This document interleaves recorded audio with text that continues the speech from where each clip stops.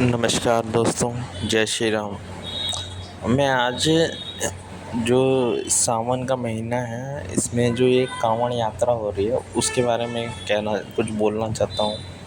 क्योंकि मेरी जो ये बहस हो रही है टीवी चैनलों पे कि कांवड़ यात्रा ये है वो है, ये कम्युनिस्ट लेफ्ट कांग्रेस, ये जो दूसरे वो हैं धर्मनिरपेक्ष पार्टियां हैं, धर्मनिरपेक्ष लोग हैं, ये जो कांवड़ यात्रा पे ये जो बहस में ये बोलते हैं कि ये गलत है, ये है, तो मैं इस पर कुछ कहना चाहूँगा। देखो, कांवड़ यात्रा आज से तो हो नहीं रही है, ये तो बहुत सालों से हो रही है।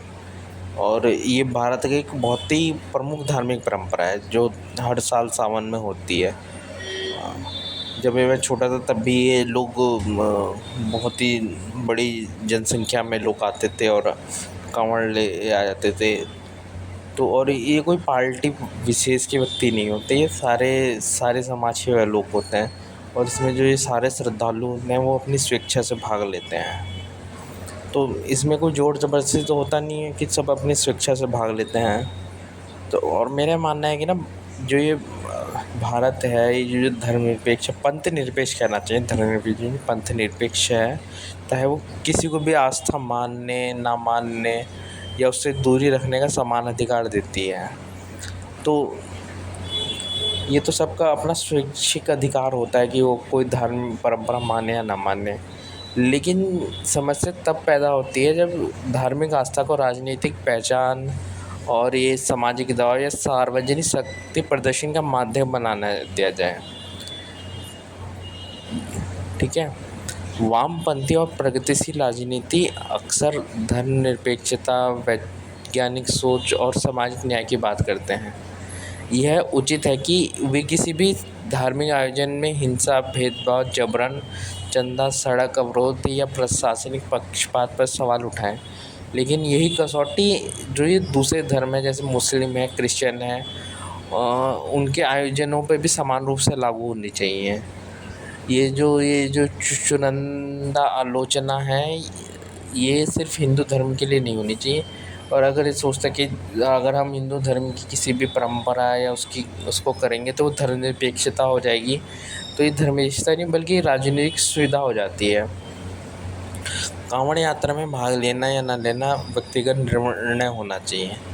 किसी व्यक्ति को जाति, वर्ग या सामाजिक पृष्ठभूमि के आधार पर यह तय करना कि उसकी धार्मिक यात्रा में शामिल होना चाहिए या नहीं चाहिए, स्वयं समानता के सिद्धांत के अवरुद्ध है। ठीक है, विरुद्ध है ये।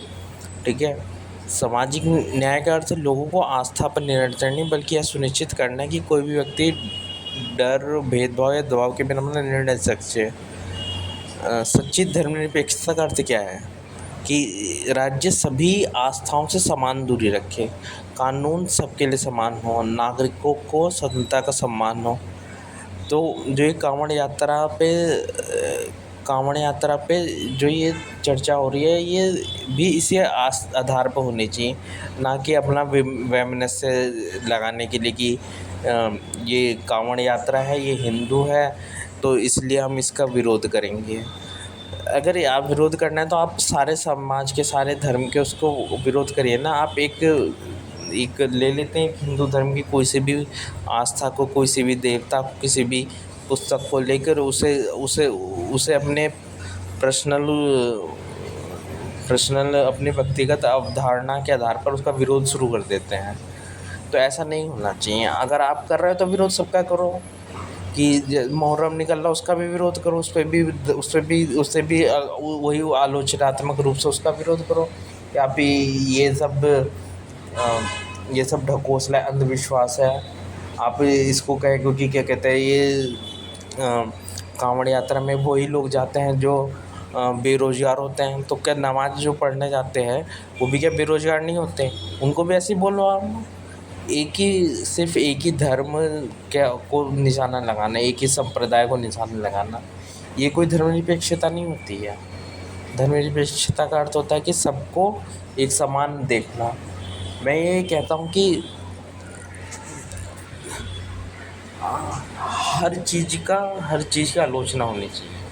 हर जो भी इस दुनिया में है, और नहीं भी आपके हर सोच का, हर आइडिया का, हर विचार का उस पे समान रूप से आलोचना होनी चाहिए। उसे सबको एक तराजू पे तोलना चाहिए कि ये क्या है, इसको कितना अच्छा है, कितना बुरा है। लेकिन आप सिर्फ एक ही संप्रदाय पे आप अपना निशाना लगाएं कि ये है, वो है, गलत हो रहा है, फलाना है, ढिमकाना है, ये सही नहीं है। अगर आपको करना है तो सब पर समान रूप से करिए, ना कि किसी एक ही धर्म पे, एक ही संप्रदाय पे। तो यही मेरा कहना है। किसी भी चीज़ का विरोध, किसी भी चीज़ का ना अंध समर्थन, ना पूर्वाग्रह विरोध, बल्कि कानून, समाज व्यवस्था, समानता, स्वच्छता के कसौटी पर निष्पक्ष विमर्श, यही है मेरा कहना। और क्या। जय श्री राम। नमस्कार।